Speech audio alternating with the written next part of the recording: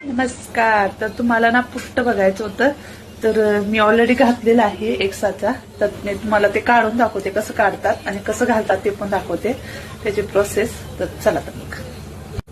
तर हे आहे पुट्ट्याचं भांड. ह्याच्यामध्ये पाणी असतं, ते स्टीम होऊन शिजतं. ह्याच्यामध्ये आहे ते पीठ. तर हे कसं काढतात ते दाखवते तुम्हाला. तर ना भांड असं धरायचं आहे. तर ह्याचं टोपण आहे वरचं, गरम असतं, असं काढावं लागतं. हे पुट्ट तयार झालेलं आहे. पाठीमागून एक चमचा घ्यायचा आणि ह्याला ते पुश करायचं आहे. तर हे असं बाहेर येतं. ही असते जाळी त्याच्या आतमध्ये, ज्याच्यामध्ये स्टिक जाते आणि हे तयार होतं. अंधार आहे, थोडा ऍडजस्ट करून घ्या, कारण की लाईट पाठीमागच्या साईडला, त्याच्यामुळे इकडे जरा अंधार पडतो. तर ही जाळी आतमध्ये घालून घ्यायची आहे.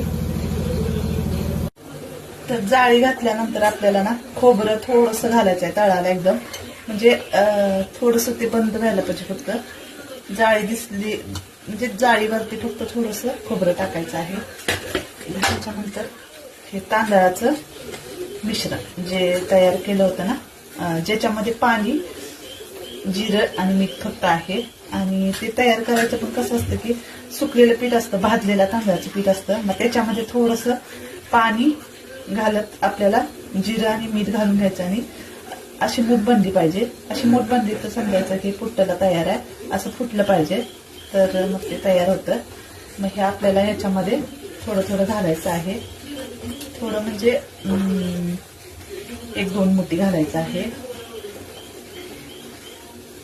त्याच्यानंतर ह्याच्यावरती परत आणि खोबरं थोडंसं.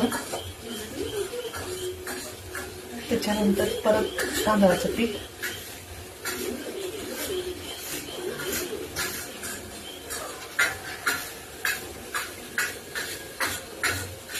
त्याच्यानंतर परत खोबरं थोडंसं. त्याच्यानंतर परत पीठ घालायचं आहे.